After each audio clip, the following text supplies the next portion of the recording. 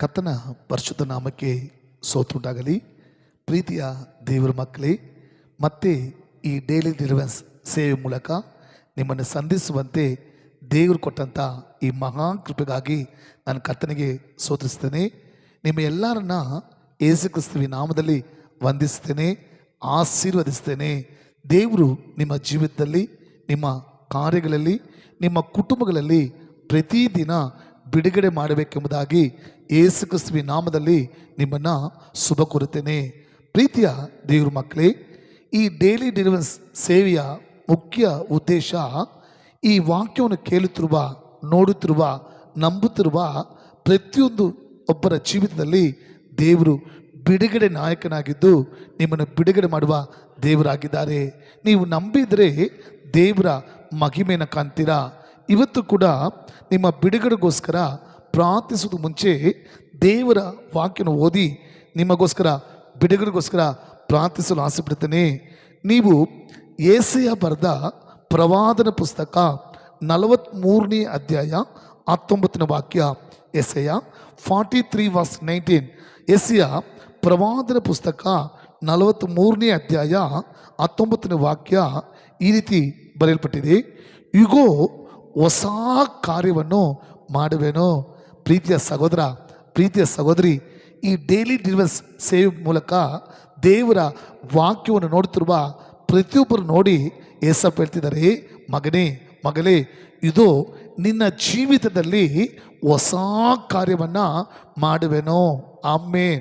ಪ್ರೀತಿಯ ಸಹೋದರ, ಏನೋ ಒಂದು ಕಾರ್ಯದಲ್ಲಿ ಒಂದು ಬಿಡುಗಡೆಯನ್ನು, ಒಂದು ಅದ್ಭುತವನ್ನು, ಒಂದು ಜಯವನ್ನು ನೀವು ಎದುರು ನೋಡ್ತಾ ಇದ್ದೀರಾ. ಒಂದು ವೇಳೆ ನಿಮ್ಮ ಕುಟುಂಬದ ಕಾರ್ಯವಾಗಿರ್ಬೋದು, ಅಥವಾ ನೀವು ಮಾಡುವ ಕೆಲಸದ ಕಾರ್ಯವಾಗಿರ್ಬೋದು, ಅಥವಾ ನೀವು ಮಾಡುವ ಬಿಸ್ನೆಸ್ ಕಾರ್ಯವಾಗಿರ್ಬೋದು, ಅಥವಾ ನಿಮ್ಮ ಸೇವೆಯ ಕಾರ್ಯವಾಗಿರ್ಬೋದು, ಒಂದು ಬದಲಾವಣೆಯನ್ನು ಎದುರು ನೋಡ್ತಿದ್ದೀನಿ, ಒಂದು ಬಿಡುಗಡೆಯನ್ನು ಎದುರು ನೋಡ್ತಿದ್ದೀನಿ, ಒಂದು ಆಶೀರ್ವಾದ, ಒಂದು ಜಯವನ್ನು ಎದುರು ನೋಡ್ತಿದ್ದೀನಿ. ಆದರೆ ನಾನು ಎದುರು ನೋಡುವಂಥ ಒಂದು ಬಿಡುಗಡೆ, ಒಂದು ಆಶೀರ್ವಾದ, ಒಂದು ಬದಲಾವಣೆ ನನ್ನ ಜೀವನದಲ್ಲಿ ಹೊಂದ್ಕೊಳ್ಳೋಕ್ಕಾಗ್ತಿಲ್ಲ ಎಂಬುದಾಗಿ ವೇದನೆ ಪಡ್ತಿದ್ದೀರಾ. ಪ್ರೀತಿಯ ಸಹೋದರ, ಪ್ರೀತಿಯ ಸಹೋದರಿ, ಇವತ್ತು ಯೇಸು ಸ್ವಾಮಿ ನಿಮ್ಮ ನೋಡಿ ಹೇಳ್ತಿದ್ದಾನೆ, ಮಗನೇ, ಮಗಳೇ, ನೀವು ಎದುರು ನೋಡುವ ಬದಲಾವಣೆ, ನೀವು ಎದುರು ನೋಡುವ ಬಿಡುಗಡೆ, ನೀವು ಎದುರು ನೋಡುವ ಒಂದು ಆಶೀರ್ವಾದವನ್ನು, ನೀವು ಎದುರು ನೋಡುವ ಒಂದು ಜಯವನ್ನು ಇವತ್ತೇ ನಿಮ್ಮ ಜೀವಿತದಲ್ಲಿ ನಾನು ಮಾಡುತ್ತೇನೆ. ಅದನ್ನೇ ಹೇಳ್ತಿದ್ದಾರೆ, ಇಗೋ, ಹೊಸ ಕಾರ್ಯವನ್ನು ಮಾಡ್ತೀನಿ. ನಿಮ್ಮ ಜೀವಿತದಲ್ಲಿ ಎಲ್ಲದರಲ್ಲಿ ಒಂದು ಬದಲಾವಣೆ ನೋಡ್ತೀರಾ. ಒಂದು ವೇಳೆ ಕೆಲಸ ಇಲ್ಲ ಅಂತ ದುಃಖದಲ್ಲಿದ್ದೀರಾ, ಬಿಸ್ನೆಸ್ಸಲ್ಲಿ ನಷ್ಟಪಟ್ಟು ಕಣ್ಣೀರಲ್ಲಿದ್ದೀರಾ, ಕುಟುಂಬದಲ್ಲಿ ಬಿಡುಗಡೆ ಇಲ್ಲ, ನನ್ನ ಜೀವಿತದಲ್ಲಿ ಬಿಡುಗಡೆ ಇಲ್ಲ, ನನ್ನ ಸೇವೆಯಲ್ಲಿ ಬಿಡುಗಡೆ ಅಂತ ದುಃಖದಲ್ಲಿದ್ದೀರಾ. ಏಸಪ್ಪ ಹೇಳ್ತಿದ್ದಾರೆ, ಇದೋ ಮಗನೇ, ಇದೋ ಮಗಳೇ, ಇವತ್ತೇ ಹೊಸ ಕಾರ್ಯವನ್ನು, ಒಂದು ಹೊಸ ಅದ್ಭುತವನ್ನು ನಿನ್ನ ಜೀವಿತದಲ್ಲಿ ನಾನು ಮಾಡ್ತೇನೆ.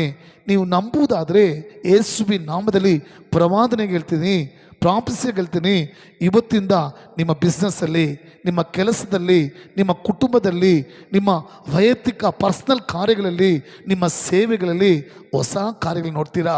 ಹೊಸ ಅದ್ಭುತಗಳನ್ನು, ಬದಲಾವಣೆಗಳನ್ನು, ಆಶೀರ್ವಾದಗಳನ್ನು, ಜಯಗಳನ್ನು ಹೊಂದ್ಕೊಳ್ತೀರಾ.